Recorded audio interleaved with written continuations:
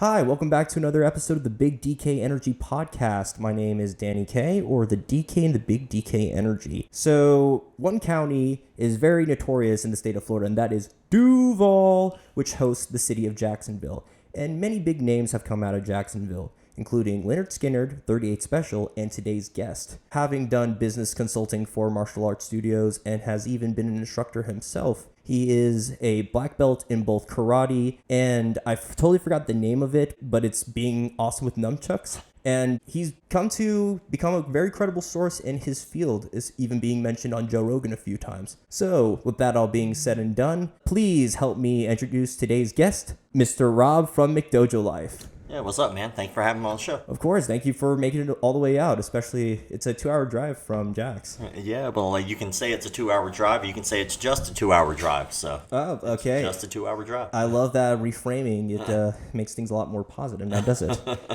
So, as everyone knows you for, you are mostly known for exposing fake martial arts. Yeah, I call out, so basically my mission statement for what I do is I call out fakes, frauds, phonies, con men, and pedophiles in the martial arts industry. And I've been doing that now for almost a decade. That's freaking awesome, man. As awesome of an idea as that sounds, that's also very random now that I think about it. So what made you think, I want to expose this guy? Why? Well, it's not really I want to expose a single person. There's a lot of issues in the martial arts industry, one of which is pedophilia. It's very rampant in the industry. Like right now, if you just Googled martial arts pedophile or martial arts arrested, I mean, even hell, look at what just happened with Cain Velasquez. Velasquez is, I'm not sure, I can't confirm exactly who it is that it is his relative, but the word on the street is his daughter was molested by a daycare provider. That's right. I saw your recap video on your channel. Yeah, and so that's like, obviously that's not necessarily a martial arts instructor doing that, but that is another example of how that has kind of infiltrated the martial arts industry, because that's Cain Velasquez, former heavyweight champion in the UFC. Like, we're talking legitimate upon legitimate when it comes down to his skill level and what he does in the martial arts industry. And then someone still was able to get a hold of his child. And again, I'm just saying his child because the last time I checked, I think it was his daughter that was molested. It could be someone else, but if I'm wrong, that's my fault. But when it comes down to it, martial arts instructors have been known to do that for a very long time, and it's sad. That is sad. But it's not one of those things where it's an isolated incident where that's the only issue in the martial arts industry. You're also talking about things like con men. You're talking about people who have ripped people off for hundreds of thousands of dollars. We're talking about people who have been shot, killed, run over, stabbed. I can't believe I just laughed at that. But the only reason why I thought of that is because I was watching your video on Kala, and that's exactly who I thought of when you were just explaining about the con men saying, hey, come to my seminar, and then not showing up. Yeah, that guy's name is David Arnbeck. And David Arnbeck, like you said, runs the Kala system, for anybody who doesn't know what that is.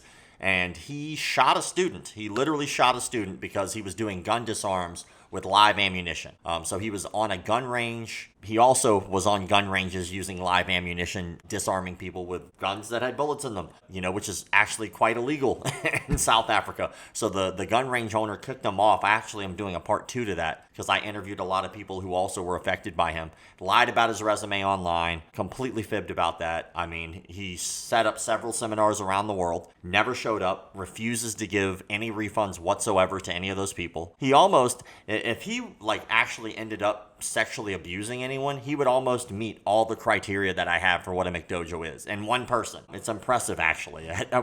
As ridiculous as the man is, it's almost impressive that he's able to meet all the criteria that I have for being a McDojo in a single human being. Correct. It blows my mind. It's not that you're proud of it per se, but you're just amazed that, wow, this actually happened. I'm dumbfounded. It is almost flabbergasting to think that this human being is able to do so many shady things and yet still have such a large following. And when I posted that video, I even took the time to make a note that his followers were going to heckle me because of that video. And sure enough, as soon as I posted it, they were flooding my comments, they were flooding my DMs, they were talking about how I was wrong.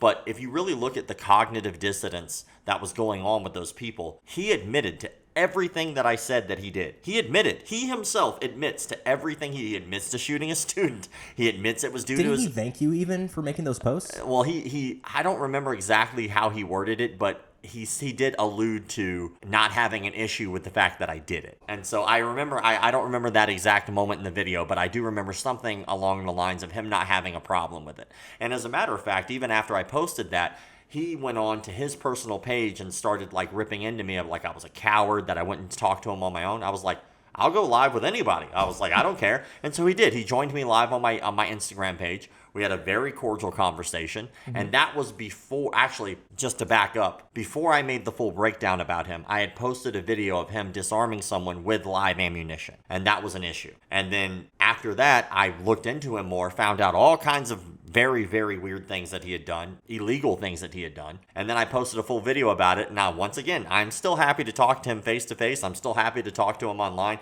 I am not scared of absolutely anybody that I post. And to me, they can all kiss my ass 2 times. I am not scared of them. And so I make myself as available as humanly possible. I go live every Monday, Wednesday, and Friday on my Instagram page at 9 o'clock Eastern. Every Monday, Wednesday, and Friday, unless I'm out of town. I go live on my Facebook once a week. I go live on YouTube once a week. So anybody that actually wants to reach out to talk to me, if they don't like what I've posted or like what I've said, just talk to me.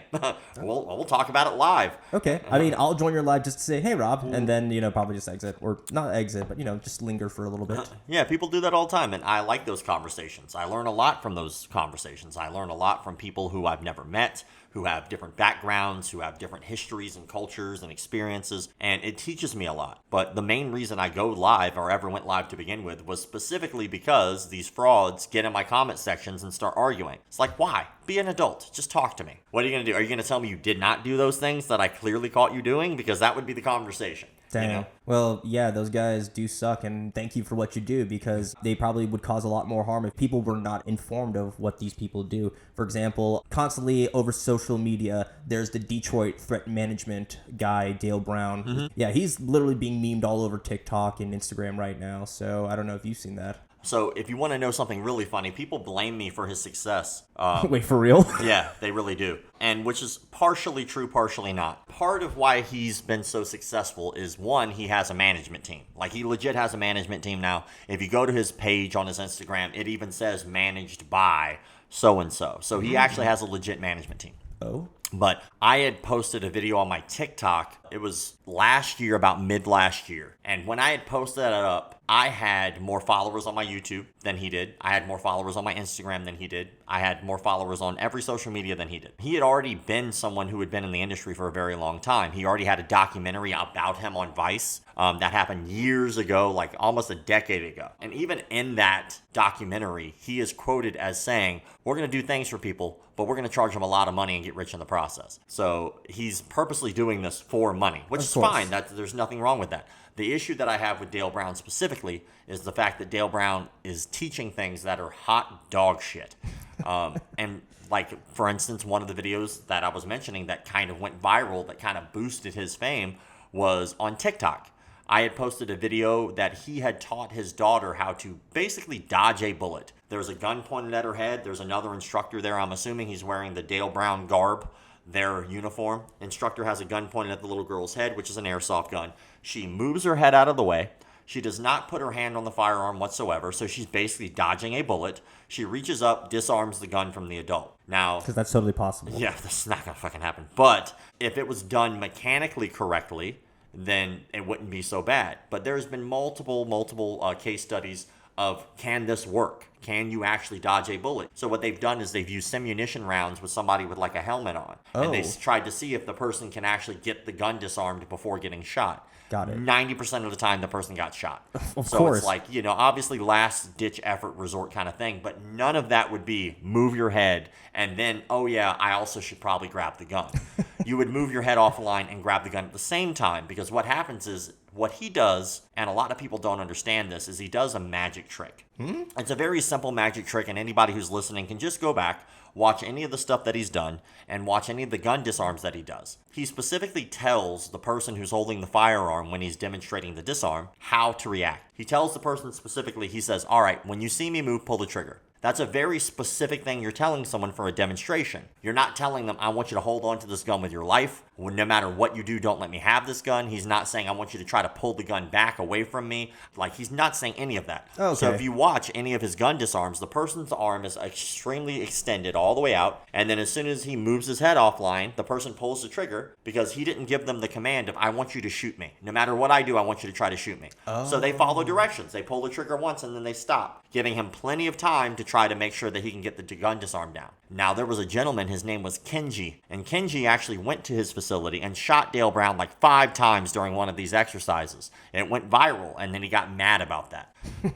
Dale Brown then goes on and posts a video of another instance when Kenji was there, of Kenji volunteering to allow Dale Brown to show a technique, which was a wrist lock. Kenji voluntarily gives up his arm because Dale Brown's just demonstrating a technique to the class. Dale Brown purposely wrenches on that arm and continues to do so, and then he hurts Kenji. After that video was released of Kenji shooting Dale Brown multiple times, Dale Brown released his own video about him talking about how Kenji didn't show the full video. But the funny thing was that he released this video showing him hurting Kenji on purpose when Kenji was voluntarily allowing him to have his arm, and then he boasts about hurting Kenji on purpose. He said, I made him cry like a bitch. He said he drug him around the mat. None of which is true. What he did was he took advantage of somebody who was fully willing to give up his arm to allow him to demonstrate a technique and then hurt him on purpose. What I would call that is a negligent instructor. Someone who's taking a student who's there to learn a class. His ego got the better of him, and rather than saying, you know what, maybe it's time for you to leave. Thank you for being here, but we're not here for that. We're not here to one-up each other, which is what an adult would do. He purposely tries to hurt Kenji. Seems like a little bit of a blindside as well. Yeah, and he does it on purpose. He does it on purpose, and he does it to which Kenji is not put in a position where he's fighting back. They're not sparring. He just gives him his arm and allows him to demonstrate a technique, and then he hurts him on purpose. And then even if it wasn't on purpose, he wouldn't have gone online to brag about it, which is exactly what he did. So if you brag about it and say, yeah, I made him cry like a little bitch, that means it was purposeful. Your intent was on purpose to hurt this human being. And so at that point, that's a negligent instructor. That is a shitty instructor. That's an absolutely terrible thing to do. His ego was hurt because Kenji one-upped him. And proved him fake. Exactly. Proved him wrong. Proved that particular technique done under those circumstances is not going to work. And then rather than letting it go or sending him on this way, saying, thank you for being here, I think it's time for you to leave, he decides he's going to hurt him on purpose, then use that as blackmail, basically, because when Kenji puts out this video, then Dale Brown's like, oh, well, I have a video too, and then puts that out, bragging about hurting somebody who was just volunteering. So the thing about Dale Brown is when I posted that video about that little girl moving his head out of the way, it wound up getting 17 million views. 17 million views. Now, again, this was before Dale Brown was like this viral sensation and stuff like that. So it kind of got this ball rolling to where a whole bunch of people on Twitter or TikTok were recreating this video and making fun of it. And that was the start, it kind of like steamrolling his like face all over the internet. I mean, 17 million people to see that particular video is a lot of people. And so all of a sudden now Dale Brown's face is plastered everywhere. But really at the end of the day, I've kind of accomplished what I wanted to accomplish. He is now the international face of incompetence. Everyone around the world knows that that is what incompetence looks like. No one takes him seriously. And then he recently tried this like ploy, which was very interesting. It was a way to basically boost views for him and another MMA fighter. And he had an MMA fighter come in. They did like a video together. And then that fighter brought him in as a corner man to his MMA fight. Are you serious? Yeah. And so he was really doing it for the views. And at the end of his fight, Buckley, his last name is Buckley, the fighter, brought him over and said, Dale, come on over here. Brought him over during the interview and told him, thank you. So many people watched my fight because of you and stuff like that. He basically thanked him for the clout, not for the training, you know?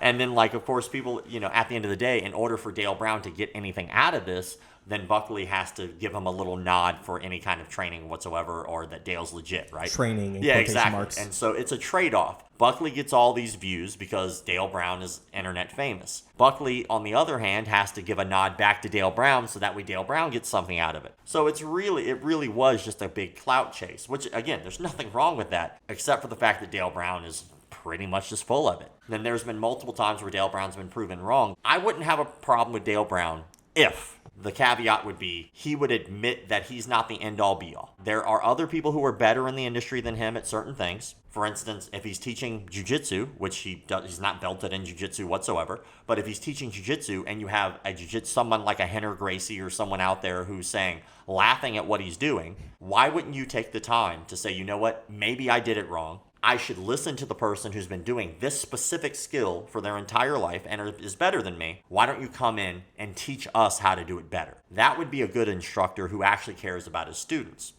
Whenever he does gun disarms and he has Navy SEALs, Special Forces operators, he has people who are firearms instructors for the majority of their life, and they're all telling him that this is incorrect, what you're saying is wrong. Why wouldn't he take the time, again, put his ego aside and say, you know what? Maybe there is a better way. Let me bring those people in, and why don't you show me a better way? But he never does that. Instead, he always says, me, I.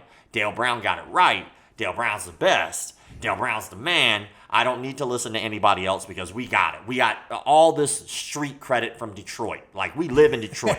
Those people don't know what they're talking about because that's for sport, which is the biggest cop-out ever. Those people don't know what they're talking about. They never had to put their lives on the line. All that stuff that he tells himself, which is a complete lie usually, he's doing that to boost his own ego, to make himself feel better about himself. And then at the end of the day, what happens is his students are the ones that suffer. They're the ones who don't get top-notch training. But they do get a charismatic leader, and from what I've seen, having someone who doesn't know what they're doing at the best of their ability, claims that they're the best at what they do, even though they're not, and then is charismatic, typically leads to a cult. And that's kind of what you see. You see a lot of his followers say, Dale Brown's legit, but can he be wrong? Can he be wrong is the major question. And if no. And if he can be wrong, then that means, why are you worried about the criticism? One of the videos that he did was how to disarm after getting shot in the chest. Do you know what's going to happen after you get shot in the chest the way he demonstrates it? Bam, fuck, ow, I'm dead. That's the disarm, right? That's how that's going to go. Of course. Some of the jiu-jitsu that he taught was really bad. So if you go back and look at the video that I originally did about him with all my gripes and issues that I had about the technique, most of those videos now have been taken down. So if he really believed so strongly in what he was doing, why wouldn't he just leave them up? Why wouldn't it be a big finger to me and say, you know what, fuck those guys. I don't care what they think because this is legit. It's because I think that he's aware that it was not legitimate. And so that's another major issue. Either stick to your guns or don't. Don't be wishy-washy. And so now Dale Brown's going around and he's going and doing videos with other people and he's doing videos with YouTubers and stuff like that. But it's like a gimmick, it's not for what he intentionally made his threat management company for. Yeah, and I've been contacted by people who worked for him. I had a 3-hour conversation with a former employee, and we had a great conversation. But at the end of the day, my major issue is that a lot of what he's teaching is garbage. Like, for instance, you know what you're not going to do to someone on the street most of the time is you're not going to wrist lock them. It is extremely difficult to get a standing wrist lock against somebody who really does not want to be moved and who really doesn't want you to grab their arm, right? If you look at a lot of police altercations, there's a reason that there's usually 4 or 5 dudes usually jumping on one guy if they get the opportunity. Because putting handcuffs on somebody who doesn't want to be handcuffed is really hard. And where do handcuffs go? The person's wrists. So it's really difficult to get those things and lock those things in against somebody who's really fighting you. Got it. Actually, this reminds me of a video I watched one time. There was this, I don't know if she had schizophrenia, but this one woman, she was just yelling at everybody at Target, and then she picked up snow globes and then kept throwing them at people. The security guard had to come and, tackle her, but then he was really struggling on getting the cuffs on her wrist, so I totally see the validation in what you're saying. It's one of those things where it's one thing to hide behind experience, which some people do.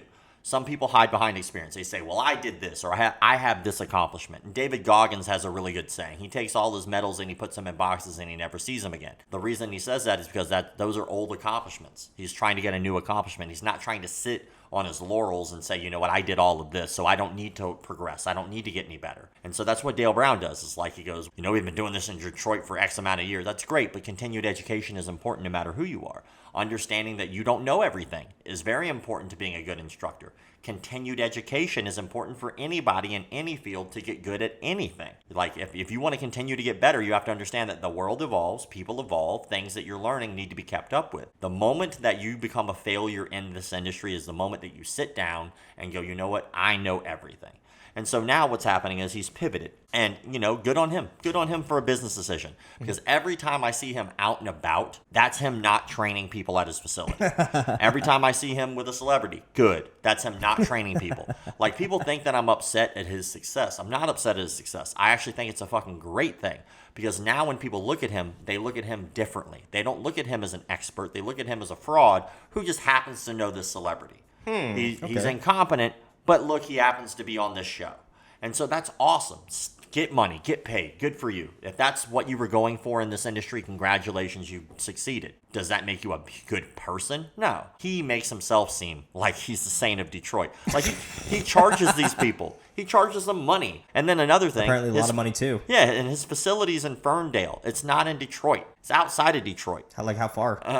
It's probably like 20 minutes away. Okay, got 20 it. minutes away. But at the end of the day, again, we're Detroit Urban Survival Training from Ferndale. We're Detroit Urban Survival Training Security Company. We're about 15, 20 minutes away. Exactly. If it's from 8 Mile, that makes sense. You know what I mean? I mean, he claims it like he should have the tattoo, and don't get me wrong, he did have a facility there, but when it comes down to it, I think that he's happy with the celebrity that he gets, which is fine. There's nothing wrong with that. I think he's happy with making that money. There's nothing wrong with that. But when it comes down to legitimate people who have legitimately called him out, I know that he's only gone to one. One that was a legit martial artist, which was a McDojoLife online. But the dude is kind of like a smaller guy. He's like 135 pounds, 145 pound guy. He's not a big man. And then the stipulations in which they put things together were very strange to me. And then, McDojoLife proved half of what Dale Brown did false, and then the other half he said maybe there's some validity. That's how it should be. There should be a scientific method to whether or not things work or whether or not they don't. And the only real way to do that is through experimentation.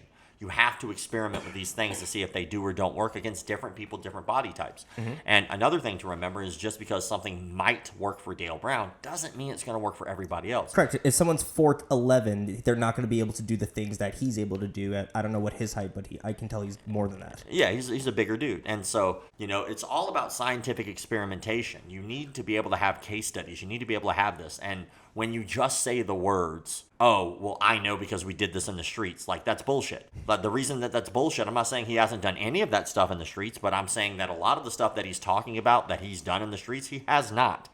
How many shotguns has Dale Brown really disarmed? I mean, get the fuck out of here. How many times has he disarmed a firearm from another human being? Most people are lucky if they can get past one. Yeah, and then there's another guy online who's doing a really good job of debunking his stuff, and I think that it's fantastic. But when it comes down to it, it's not about Dale Brown. He is a drop in the bucket to what I do for a living. Because he's an overall McDojo. Yeah, he's just another one. I call out one a day.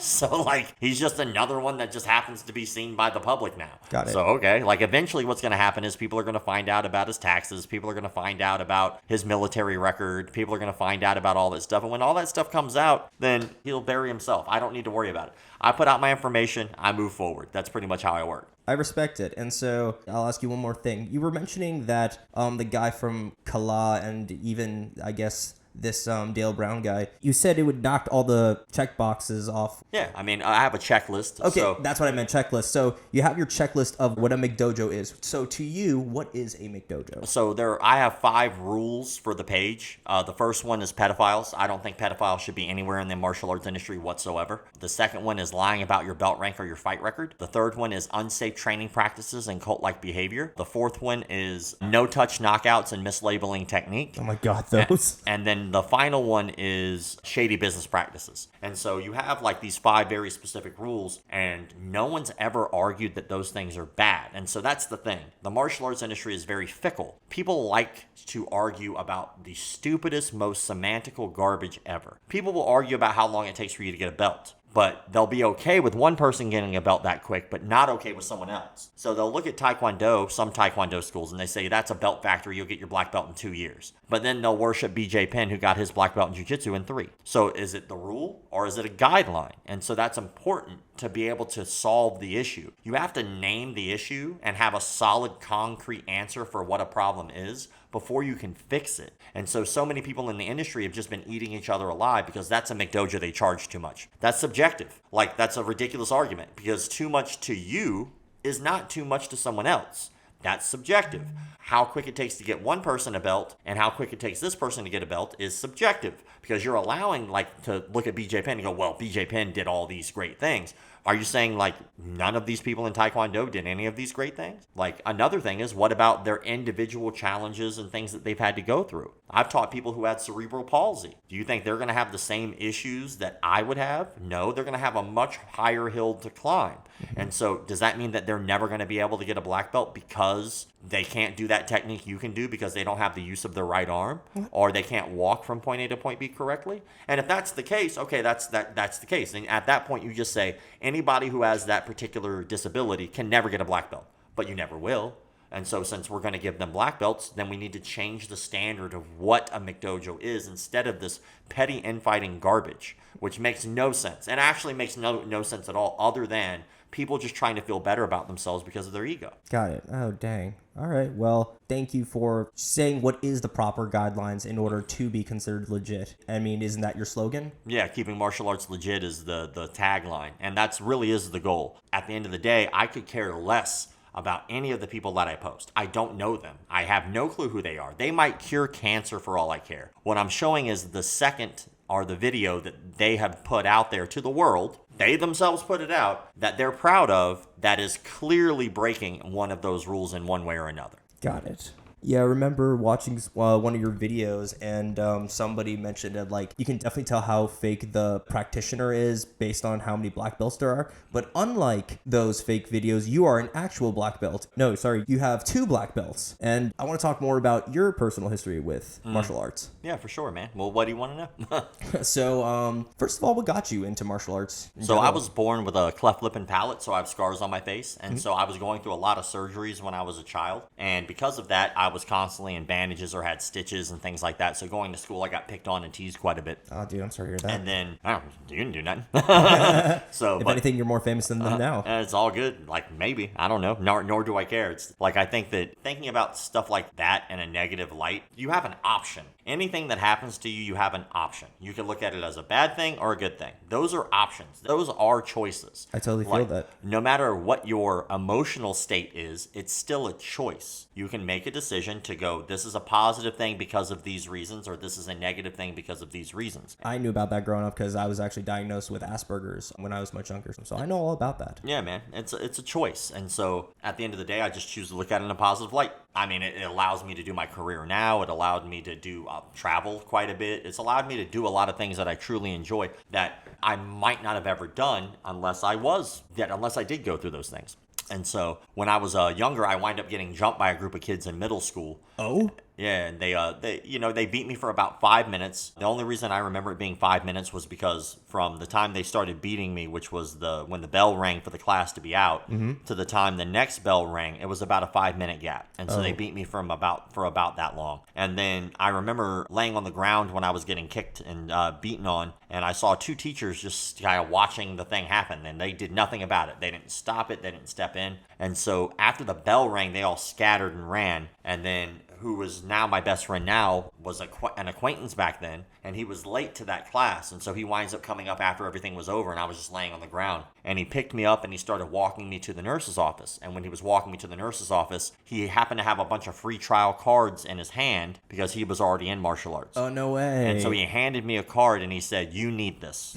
Those were his exact words. And then I started the next month. It was a birthday present from my mom. She gave it to me as a present. It was paid in full for the entire year. And up to that point, my mom wouldn't let me do any sports. She wouldn't let me do football, basketball, anything like that because she was worried I'd get hit and hurt. And so she let that happen. And so now I've been doing it for 25 years in April. And then you were talking about my resume, but I'm a 3rd degree black belt in karate, which is a freestyle karate. So we didn't really do any kata. It was basically glorified kickboxing is what I did. Okay. And then I did Jodo, which is a weapon system most people haven't heard of, which is fine. It just means I'm kind of good at nunchucks, which is a fairly useless skill 9 times out of 10, but it's fun. Here's an option for you for Halloween, Michelangelo. Yeah, been there, done that one. Yeah, for sure. Love Michelangelo. Purple belt in Brazilian Jiu-Jitsu.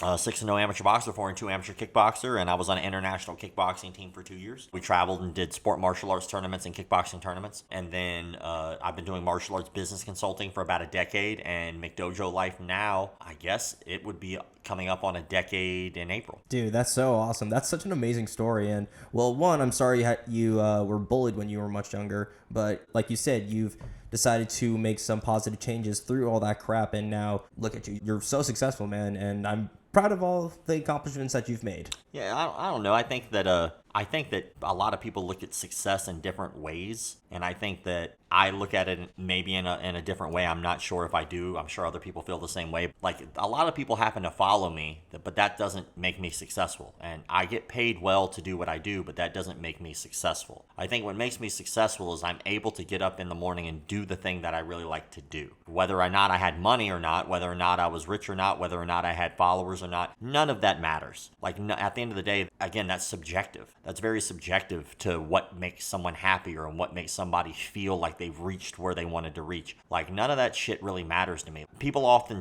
tell me, like, maybe I shouldn't interact as much as I do in my comment sections, or maybe I shouldn't say certain things in my comment sections. And to those people, I say, fuck you. Like, I'll do what I want. It's mine. That's the whole point. Like, that's my success, is the fact that I can enjoy the thing that I like to do. I enjoy talking to people online. If they don't have the same view as I do, I enjoy those conversations. And people read comments online the way they feel, not the way they're intended. So I could write a message and say, hey man, have a great day. And somebody might read the message like, have a great day? What do you mean by that? Like, that's not a reflection on me. That's a reflection on their current mood. Correct. And so when people read comments of me responding to people, sometimes people feel like I'm being snarky, or I'm being rude, or I'm being mean. Sometimes I am. I'm like any other human being. Sometimes I'm not, but you wouldn't know that. How do you know what my intent was behind my comment? Like, you have no clue. Like, I did a news story about Cain Velasquez because that's just recently happened. And in the news, the headline, I said that so-and-so, like whoever it was, I can actually read the headline for you because this one's fresh in my mind about intent. Yeah, you're good. Like, intent is super important to me. I get I'm not getting great signal in here, but once it pops up, I'll show you. My bad. No, it's all good. I think I might even still have the headline saved on my phone, so that might make it easier. But anyway, when I posted that, people thought that what I had posted was like clickbait, when really what happened was they just didn't read what I wrote. So here's what it said. Typically. It said, Harry Goularte chased down and shot at by former UFC heavyweight champion Cain Velasquez for molesting a 4-year-old relative. All of that is true. Every last piece of that sentence is 100% true. Cain Velasquez did shoot at Harry Goularte, and he did shoot at Harry Goularte for the molestation of a 4-year-old relative. All of that is 100% true, none of that's fake. But what happened was people went on there and they misread it. So they went on there and how they read it was not shot at by. They thought that I was said that he shot him. Nowhere in that did I say that Cain Velasquez shot that man. He didn't. He actually accidentally shot the passenger, which happened to be Harry Goularte's stepfather. But it goes to show how people interact online, and it's really sad. People will look at the headline, and then they'll take that as the story. The headline is not the story. The headline gives you bullet points as to what you can probably look for in this story. It captures the attention. Exactly. Even past that, I think a good reporter does their job and makes sure that they don't say anything that's a lie in the headline. Nothing's lying in the headline. But so many people misread it and thought that I said that he shot him, but they didn't take the time to actually read. Here's how it gets even worse. People then were like, you know why you wrote it that way. I was like, I wrote it that way so that way you would know what happened. So then you would click on the story and read the story. And hell, I even make it easier. You don't even have to read the damn thing. I do a video on it. You can literally click the button and listen to the story and do nothing. And it's completely free for you.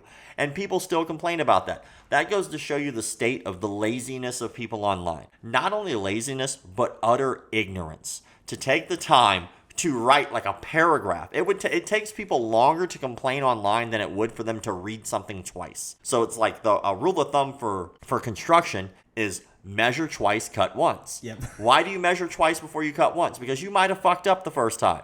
So you measure again. Oh, okay, I'm positive now that this is it. Why do you do that before you cut? Because if you don't, you're going to give yourself twice as much work or make a mistake that you can't afford. It's like at the barbers, that's why you go for a 5 at first and you can't reverse a 3 to a 5. Yeah, you can't be like, all right, we're going to do a 1 and see what that looks like when you have like long hair. It's like, oh, well, now it's all going to be a 1 if you want it to look good. But the rule of thumb online should be read twice, comment once. Like, read the shit twice. Make sure you really understand what you're about to say. And then comment before you look like a dumbass. There'll be people, eventually, because other people, I'm sure, that follow me will stumble across this and be like, are you calling me a dumbass? I'm only calling you specifically a dumbass if you're one of those people that do not read before you write. I'm calling you a dumbass if you're one of those people that do not watch an entire video on YouTube before commenting. You're a dumbass if you do that, because you might miss context. You might miss what the person's trying to tell you. They might be doing it a certain way and leading up to a very big moment that if you would listen, take the time to actually want to understand what they're saying, that then you would grow as a human being. But instead, people are so busy waiting to attack someone that they can't wait for you to fuck up. And when you do, they want to jump all over you. And those are the kind of people that don't watch the story. They don't read the fucking headline all the way to understand what it means. They accuse you of bad intent. It's like, all of that's garbage. This is not true. Wow. Well, it sounds like those people are really bored and they have nothing better to do with their lives. I don't even know if I believe that. I think that people are going to invest time and effort into what they feel is important to them. And so I think that what happens is people online use the internet as therapy. Whether they know they're doing it or not, they're using it to vent. People do it all the time to people who work in fast food. They take out their frustrations on the poor person behind the counter who's making like $1.50. And the reason they do that to those particular people is because, one, they know they're at work, so chances are good they probably won't say or do anything to get themselves fired. And two, they think that the person can't afford to lose that job, so they won't do anything. I can't lose this job. What the problem is that when that boils over, we have children now who are growing up with the internet. They're starting off with the internet, and that's some of their first real forms of communication. They're playing video games online against other people, with other people. Oh my God, remember Xbox chat rooms during Modern Warfare? I play online now. Like, when I play, I suck. So I'll heckle, but I'm well aware of why I'm doing it. But I only heckle people who are like teenagers who are just learning how to cuss. Like, they'll say the F-bomb like 50 times because they don't know how to articulate a sentence that makes cohesive sense, but like people who are just playing to play, I don't mess with them. But like, I love messing with people who try to heckle and then they can't or they don't do it very well. And I just really like to fuck with those people. There's nothing more fun than like really getting them to a point where they just have nothing to say. They lose their shit or they freak out. I could honestly use a little lesson in heckling, to be quite honest with you, because I forgot where I was, but I was at a hockey game once and with a few friends, and one of them was like, yeah, don't score a goal on the other team. Yeah. And I thought, God, I'm bad at heckling, but this is bad. Yes. I could use some work. Yeah, for real. Actually, when I first got into videography, I came up with a bunch of skits that I wanted to do, and one of them was called Heckling 101, because honestly, I need lessons in that. Yeah, man. I mean, heckling is a skill. It's an art, but it's fun. It's a good time. And basically, that's what I do. I'm a professional heckler. I heckle people who are fraudulent in the martial arts industry.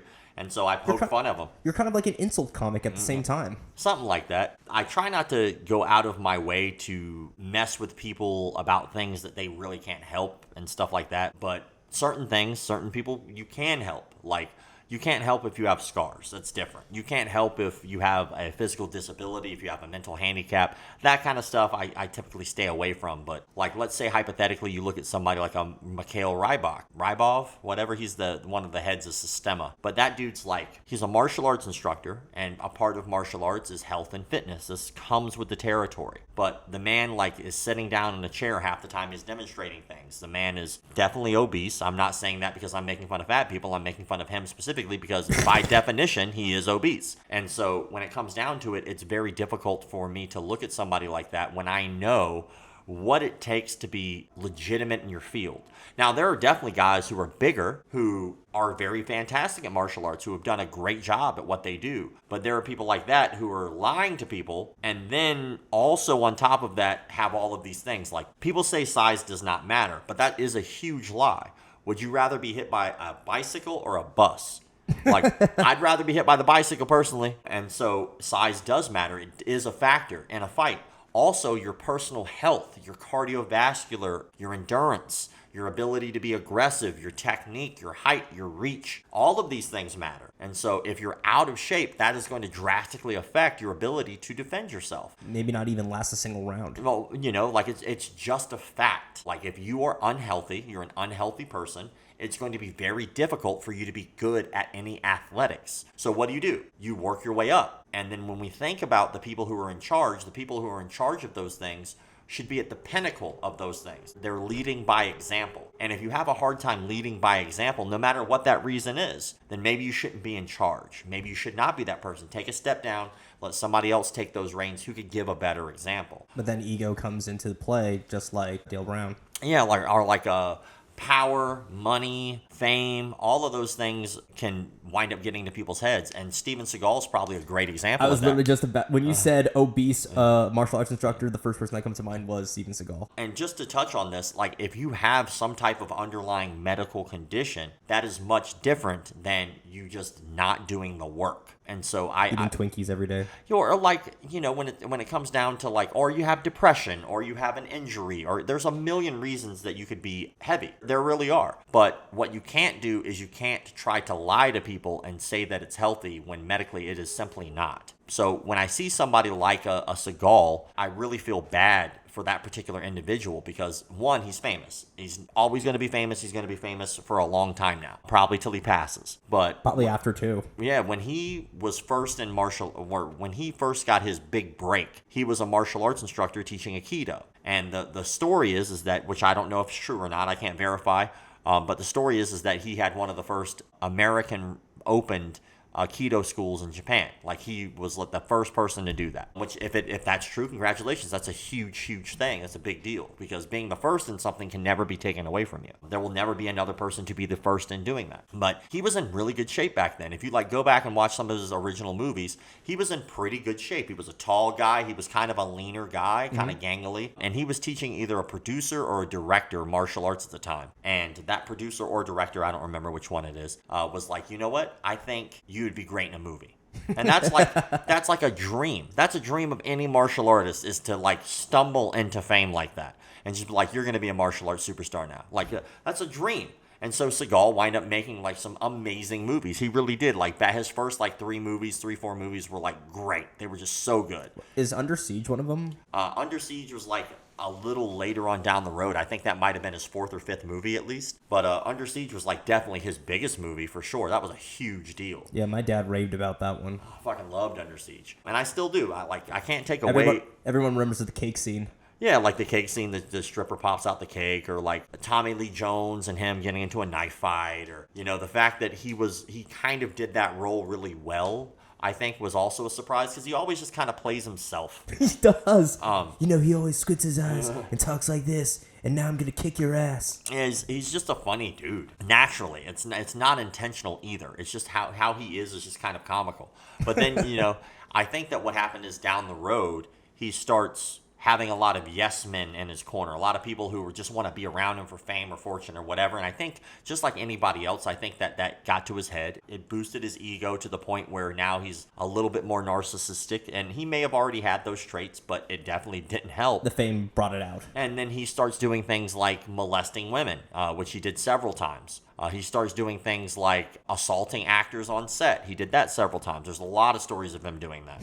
Probably took one swing and then was out of breath. Well, I mean, one of my favorite stories is from one of my favorite actors. I love John Leguizamo. John Leguizamo, when I was younger, was a real idol to me. And that might be not everybody's cup of tea, but I was about to say Sid from Ice Age.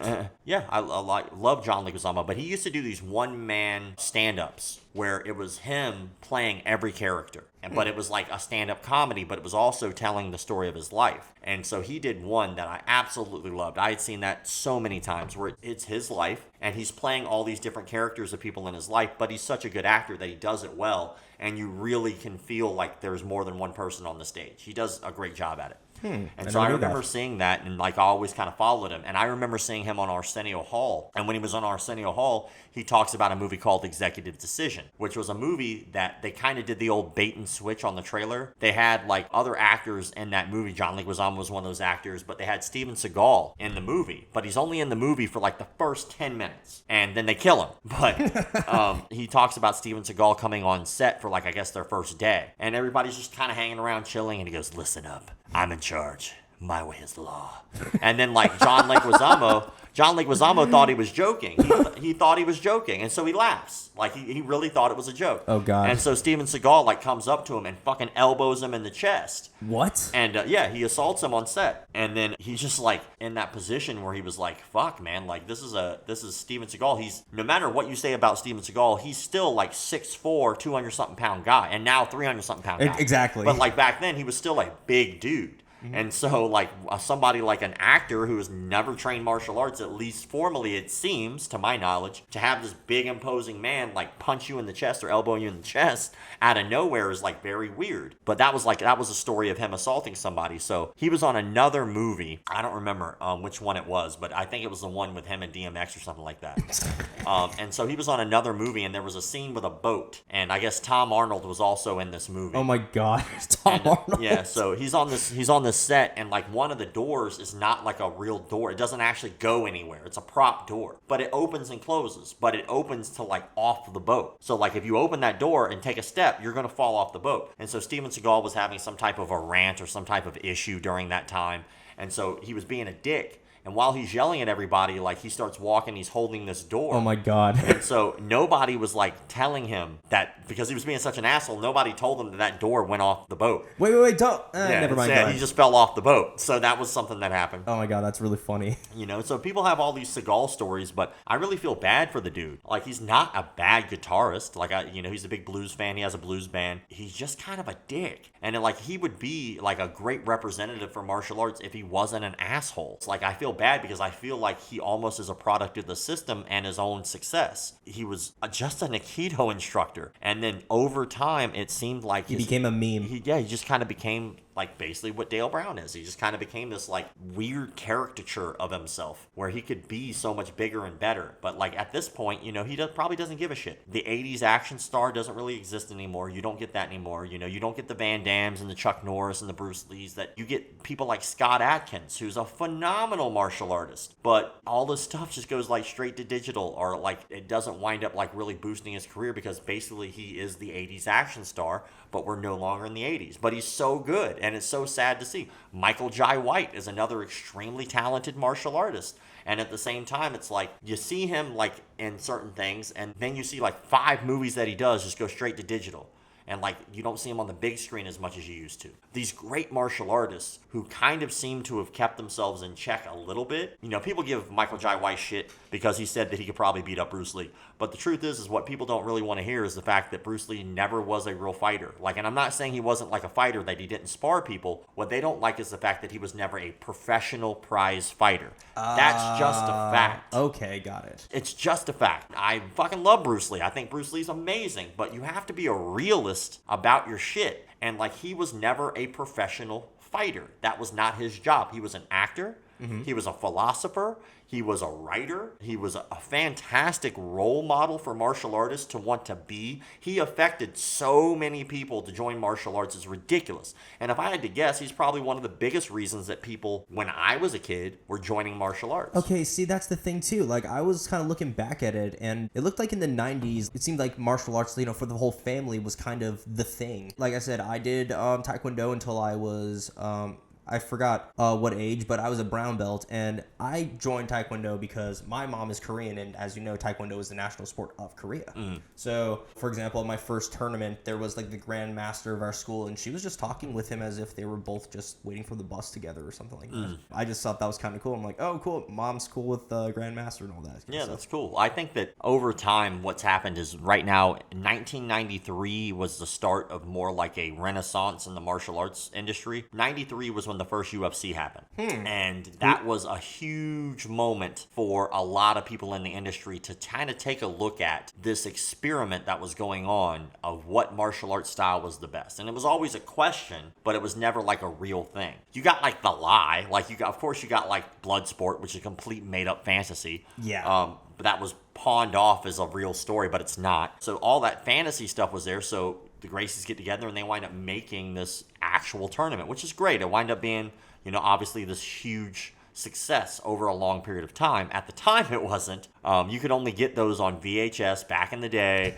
Like you had to go, like I'm sure that they had pay-per-views of it, but like I wouldn't know about it because I was too young. Do you think they would have had it at a Blockbuster or something like that? I know they did because I would go to like a local movie store and you'd go back to where the porn was, the special interest, and then they would have like Faces of Death and like all these weird movies, but they would have like UFCs back there. And that was the first time I ever saw them. I think I started like watching them around UFC like 5 because I would go and we'd like collect them. If they had 5 in stock, we got all 5. Nice. And then me and my friends would take them up to the karate school for like a parents' night out or whatever, and we just watch them. Oh, that's really cool, actually. Yeah, and we would just sit there and we would watch them and we would like really pay attention because we were students and so we wanted to learn. And so we saw like jiu-jitsu on display and we didn't learn jiu-jitsu where I was at. When I was a kid, people would be like, jiu-jitsu's gay. Rolling around on the ground with dudes. It's like, no, that's not how that works. There's nothing sexual about it. You're just homophobic. So, like, it makes you uncomfortable. If anything, the goal is to almost kill the other guy. Well, maybe not kill, but, like, brutalize him so that you win. Yeah, when someone's choking you to death, the last thing you're thinking about is, this is kind of good. You're thinking, I need to get out of here because I can't breathe. And so, like, that was a big thing back in the day. It was, like, really homophobic in the martial arts industry, but it was really like an excuse for people to stick to what they do. People still make these excuses, by the way. They might not be as homophobic about it, but they definitely do make excuses as to why they shouldn't go train other places. But when 1993 hit and the UFC hit, all these martial artists had to reevaluate what they were doing, how they were doing it. Because Royce Gracie, at that time, UFC 1, 2, I think he might have lost 3 because of an injury. He had to like bow out or whatever. But, he was yoking people up and people really saw the value of the ground. They saw the value of jiu-jitsu, the value of wrestling, the value of why those things are martial arts. And then people started incorporating them. Back in the day, like, it was very rare. And I'm not saying people did not do this, but it was extremely rare for people to really even talk about groundwork unless they were in jiu-jitsu, unless they were in judo, unless they did arts like wrestling. Mm-hmm. And now people try to incorporate it all the time as if it's been there the whole time. Yeah. It's like some of those arts, it wasn't there the whole time. Like a lot of those arts had philosophies strictly against ever going to the ground. And so when I see that kind of evolution, it's a beautiful thing. You see things like karate stepping up its game. Like the things that people can do in karate now are so much better and more talented than back when I started. Jiu-jitsu has stepped up its game. It's no longer the same beast that it was before. Like back in the day, you'd see more of like a smash and pass type jiu-jitsu, where now you see a lot more leg locks. People are going on leg locks like crazy. Back in the day, it was very taboo until Dean Lister rolled around and just started leg locking everybody. And people were like, that's cheap. Like, it's winning. It's winning, homie. Like, maybe it's not cheap. Maybe you just need to learn it. There we go. So the martial arts as a whole has, like, really grown. And by leaps and bounds, especially with technical skill, what basics are now have changed. The standard of what the average person even knows is different. So it's pretty cool to see it grow. Holy crap. Yeah, I did not know all those things before. Thank you for gracing us with your knowledge. And now we move into my favorite part of any Big DK Energy episode, which is the bonus question round. So it is 10 questions that you do not know about, but it's still appropriate that you don't look weird on your channel. Okay. Or on mine, but we want to make sure you look good. So hit me. I'm down for whatever questions, man. I'm good. All right, excellent. So let's start off with number 1. You've been teleported into Mortal Kombat. What powers do you have, and what is your fatality move? Actually, I would steal everything from Liu Kang. If I had to pick, like, actual, like, special abilities, because, like, flying sidekick, bicycle kick, all that stuff, because that's the character I always use. Like, if I'm playing any Mortal Kombat, I always pick up Liu Kang, and I learn his stuff because I almost have that memorized. And most of the games have not changed his controls in forever.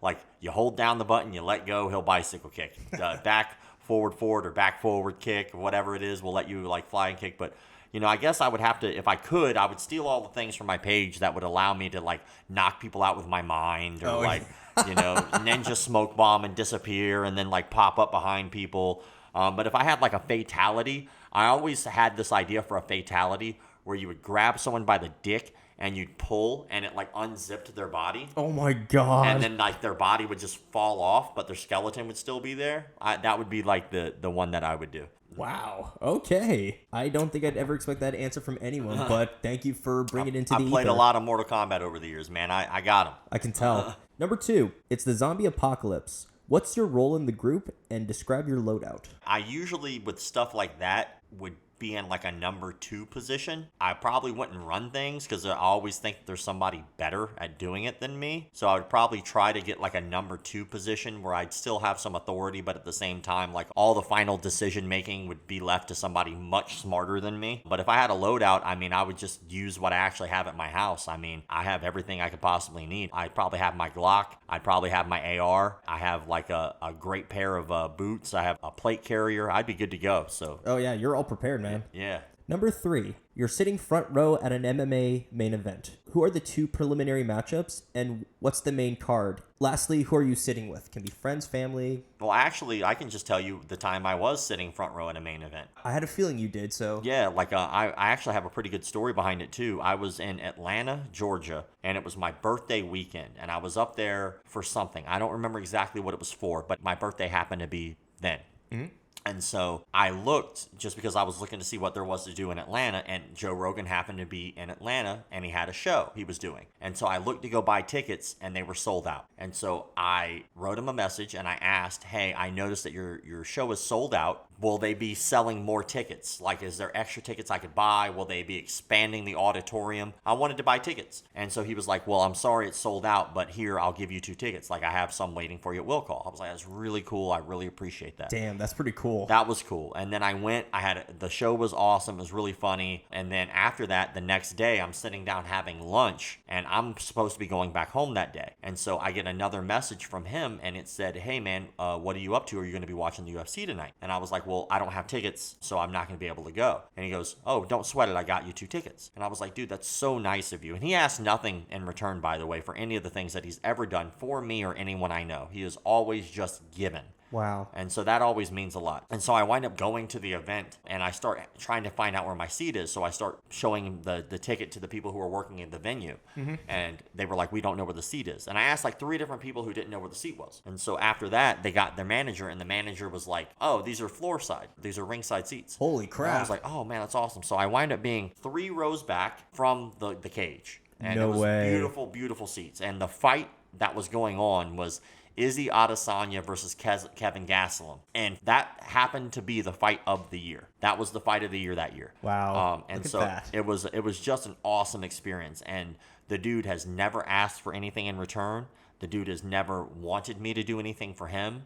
The dude has never asked for anything in return from anybody that I know that he's helped out. And so like I really respect that dude for what he does and who he is as a human being. But the people I sat next to was a guy named Killer Mike. Oh, no way. Yeah, Killer Mike? Yeah, Killer Mike was sitting next to me. I was on the end. My friend was next to me because I just don't like sitting next to people like that. Understandable. And then Killer Mike and his entourage were there. Yo, that's pretty sick. That was really cool. It was a cool experience, man. It was definitely like a story moment, and it gave me a lot. And obviously, he didn't have to give me anything. I wanted to pay. But it just gave me a lot of respect for him because he didn't want anything in return, has never asked for anything in return, has never been anything but cool to anybody that I've ever known to know him. Wow. Mr. Rogan is one stand-up guy. I'll give him that. And I'm not just talking about his career. Bad joke. Anyway, number 4. Dana White has called for you to fight one of the people you've exposed/broke down, and you're being paid $70 million whether you win or lose. Who are you fighting? Who's providing color commentary? And what's your first big purchase with your earnings? I would fight almost absolutely anybody that I've called out. I mean, there are definitely certain people that I've called out for things that didn't have anything to do with their martial arts experience. But I think the one person that I've always thought would be really fun to fight was Joshua Fabia. And Joshua Fabia, for anybody who doesn't remember this, is the cult leader who was Diego Sanchez's coach for a little stint there and was like basically taking advantage of Diego Sanchez. And I always felt bad for him because he was going through a rough time in his life and he got taken advantage of by Joshua Fabia. I'd fight Fabia anytime. So I'd do that. And then obviously the commentary team, I would do Bisbing, Rogan, and I actually do like like Cormier. I think he does a really good job. He really knows his shit, so that's pretty cool. And then what would I spend? And how much was it? You make 70 million from that fight, whether you win or lose. So you can either choose to spend all of it or, some of it. But what's your first big purchase? First big purchase, and I'm assuming this is for myself. So Correct. the first big purchase most likely would probably be my dream house. Ooh. I would just do my dream house and just pay it off, pay it in full. Because I don't really like, my dream house wouldn't be really all that expensive. Like I have very like low standards of what my dream house would be. I don't need like a fucking swimming pool in my living room. It's like very very easy. But I buy my dream house. Would you stay in Jacksonville? I don't know. I might stay there. I would definitely stay in Florida. I could tell you that. Like, our governor's the shit. And Florida's always been awesome to me. Like, I love the heat. I can't stand the cold. Like, anywhere I would go, most likely north would be colder. And I wouldn't really want to travel anywhere other than Jacksonville. I like the beach. I like the water, so it wouldn't be Texas. So, so I think Florida, I'd stay. I like it. Okay, awesome. Sounds like a great plan. Number 5, you've been selected to make 2 personal music festivals because you led a billionaire towards a legit martial arts program. One of these festivals are for artists that you like, and the other one is for artists that you actually hate. The whole point of it is so you can heckle them. Who are the 5 main acts for each festival? So one for that you like and one that you just absolutely heckle the crap out of. I like all kinds of music, by the way. So I listen to almost anything. But if I had to pick acts that I really want to see in person, I would just pick acts that I've never seen in person yet. And so I've never seen Metallica live. I'd love to see Metallica live. Oh, and also you get to bring people back from the dead. That's cool too. That's very handy. I think I would start off with Metallica because I've never seen them live and I'd really like to. If I was able to just pick whatever, it would be really cool to see the Beatles live just because they have some of the most greatest hits of all time. I mean, they have the most #1 hits out of any songwriters ever, I think. I think so, yeah. And then there's a local band that I really like that I would just put on there called the Hounds that I really like their stuff. I like beachy blues kind of stuff, so I like things like Iration. I like things... Oh, dude, they're great. Yeah, I like, Revolution. But if I had to pick one of those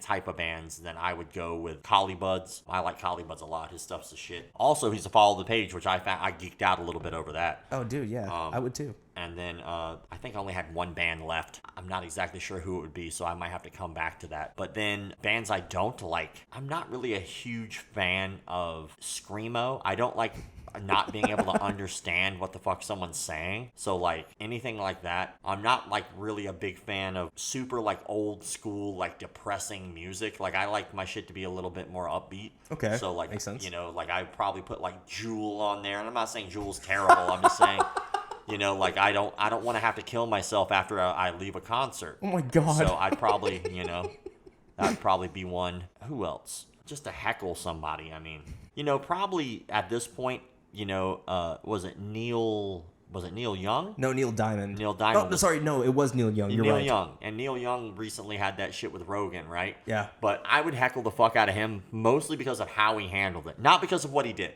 If you're a man of your conviction, stick with it. So he said that he was going to leave Spotify if Rogan didn't get removed or something, which that was not going to fucking happen. Let's just be honest. You're not selling that many of your old hits. But what pissed me off was he got everybody stirred up. He then said that he was going to leave Spotify if Rogan didn't, and then he stuck to his word. He left, and I can give him credit for that. He did leave it first. But then so many people who work for Spotify were also all up in arms, and there was people who quit Spotify working there because of his influence, because he directly said that he was going to leave if Rogan didn't leave. And so these people got on board. Yeah, we're going to leave too. And then this asshole turns around after they don't cancel Rogan and don't remove him, and then he just goes back. He's like nothing happened. Meanwhile, these people who work there, they still lost their fucking jobs. Yeah, exactly. And so that's really fucked up thing to do. You get everybody all riled up and then you backpedal off your word. What a bitch. Stick to your word. If you said that was what you were going to do, fucking own it. Don't be I was playing. Let me back on.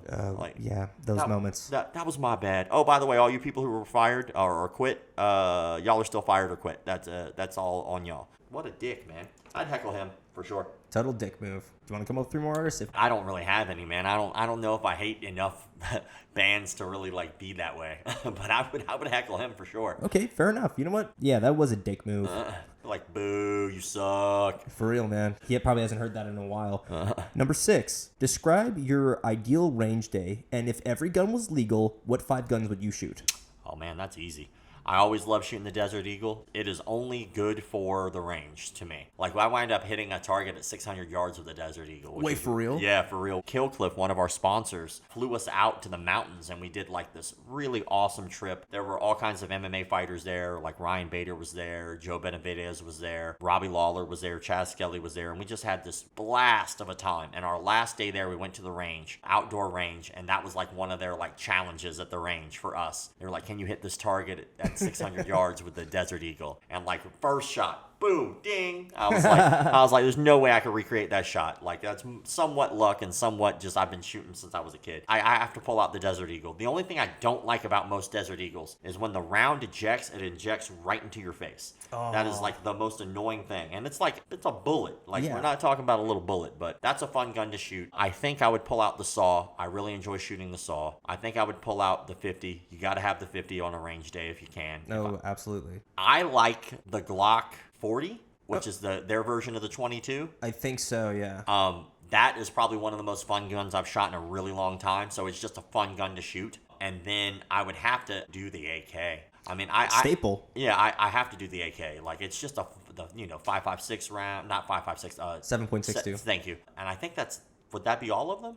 And then I guess I do the AR, which is 5.56. Okay, I said 5, but we'll throw a 6 in there. Why not? But like I love any of that stuff. A shotgun's okay, but I grew up shooting shotguns so much as a kid that it's just like has lost its luster for me. Like Fair enough. Although your shoulder's probably really strengthened because of it. I loved, like, when I was a kid, we used to go do turkey shooting. And a turkey shoot isn't like you shooting turkeys. A turkey shoot is like they have all these turkeys that are already dead, frozen, and then you like are trying to hit a target that's like downrange. And so you pull out the shotgun and you shoot the shotgun and you try to see who can get closest to the center, which is just luck because it's just spraying the target. Correct. But it's a really fun time to do. It's a really fun thing. Nice. Number 7, you're out on the town with 3 of the people who have influenced you, not friends or family.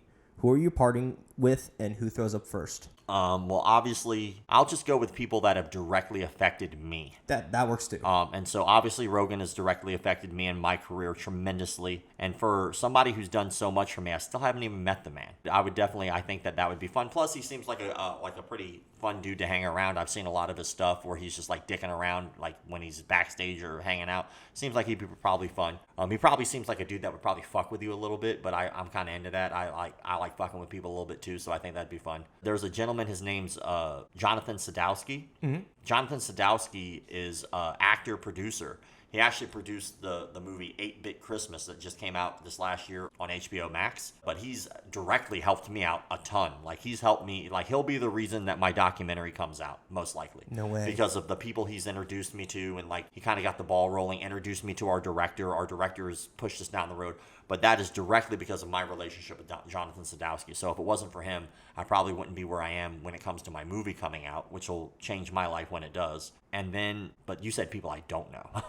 It could be people you know or don't know. It's just not friends or family, like, because, everyone says their mom or their dad. I got you. Yeah, that was going to be my next one. I can't do my mom. I wouldn't want to hang out with my mom anyway. Like, right? I feel weird. I'm like, yo, my mom's hanging out. I can't be like, hi right now. But I guess, what's the final one? I have to think about it. Like, if I could go back, like, one of my favorite martial artists of all time is Miyamoto Musashi. And I think it'd be really cool if, like, he spoke English and, like, just hung out, because I'd like to pick that dude's brain. And that dude was like a hobo. Like, he just went from town to town in Japan and just like challenged some of the greatest fighters of all time and killed them.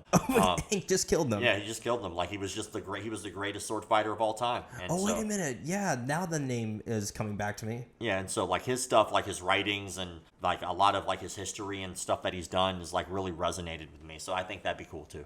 Did he write the 5 Rings of Power? Yeah, he wrote the Book of 5 Rings. Book of 5 Rings, that's what it is. He ran the School of Two Swords. He did some legendary things tactically when it comes to one-on-one fighting. And then if you really pay attention to the Book of 5 Rings, it's a fairly cryptic book. But if you really pay attention to it, you learn a lot of shit about just day-to-day activities, not just fighting, but just life.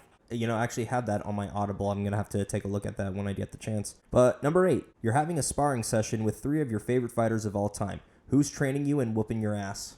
Izzy Adesanya is probably one of them. Wanderlei Silva. When I was a kid, that was like my guy. I loved watching Wanderlei Silva fight. And then I guess I'd have to go Anderson Silva. Okay, all great options. Number 9, if you could create a martial art, what martial arts would you pull components from to create it?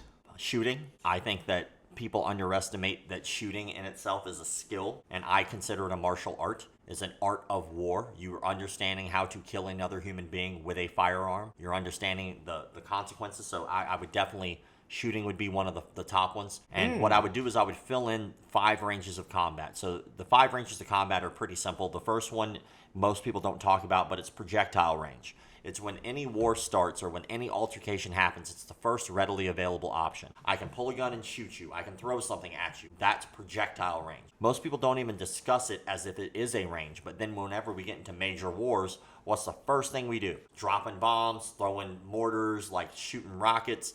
That's the first line of defense. And so that would be number 1. And then when you move closer, I think I would pick like Taekwondo. Because the next range would be kicking range, and Taekwondo is primarily a kicking art. So understanding how to kick effectively is really good. And obviously there are other arts that kick well as well, but Taekwondo focuses primarily on kicking. And so that would be the next one. The next range when you get closer is boxing range. So obviously boxing would be something that would be incorporated in there. Understanding how to use your hands and use them well and effectively. The next range is what would be considered like clinching range. Also, it's JKD, it's called trapping range, but this is where the clinch happens. This is where you're close enough to push people's hands, trap people's arms, get overhooks, get underhooks.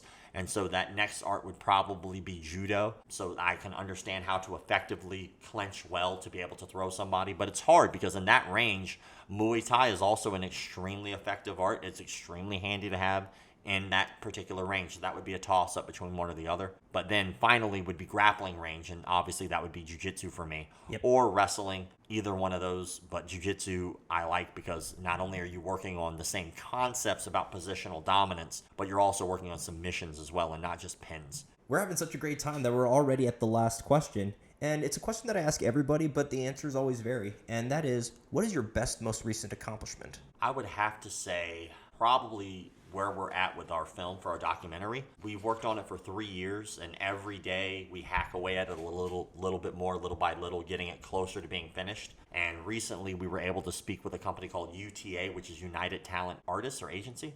And they're one of the top 3 agencies in the world. Oh, wow. And when we had a conversation with them, it looks like they're going to green light us for an extra funding to be able to continue to film more for our movie. No way. And so that would be huge. The problem is that we haven't like put an exclamation point on that yet, but I still consider that an accomplishment. You know, I was able to use my platform to talk to the guys over at Dick House, which was a huge thing. They're the guys who made Jackass. And so I was able to speak with Johnny Knoxville, speak with Jeff Tremaine. That's so cool. And, you know, they were in talks of buying the film, so that's still on the table. But those are 2 pretty big accomplishments based off of working over the years doing what I do and being able to work to that. To be able to even get to have those conversations or meetings is huge. Those were all awesome answers. With that all being said and done, we are now done with the episode. Rob, I just want to say Jacksonville is kind of a schlep, so thank you for giving us some of your time to be on the show today. Appreciate it, man. Not a problem. Of course. And so, you know, it's funny that we met 2 years ago at that shoot for Machine Gun America because I was working there at the time.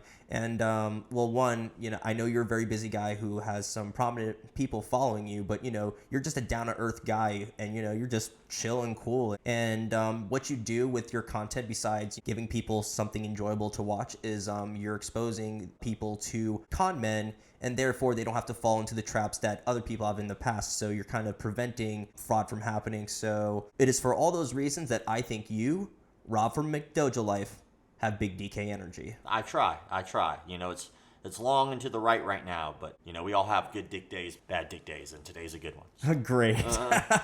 So follow McDojoLife on YouTube, TikTok, Instagram, and all the other links which we will provide in the description box below. And before we head out, Rob, is there anything you want to say or promote before we leave? Not really, man. Like right now, I won't have anything to promote until after our movie's done. Like I'm writing a book right now, and I'm waiting on finishing that. We're trying to finish that when the movie comes out so we can kind of promote the book after the movie comes out. And so right now, that's my main focus, is just getting this film project done so that way we can get it out there, because we've been working on it for so long, but we had so many hiccups with COVID and all that crap. But now things have eased up, so we're kind of back in the full swing of things. But other than that, man, not really. Just if anybody enjoys checking out cults in the martial arts industry, check us out.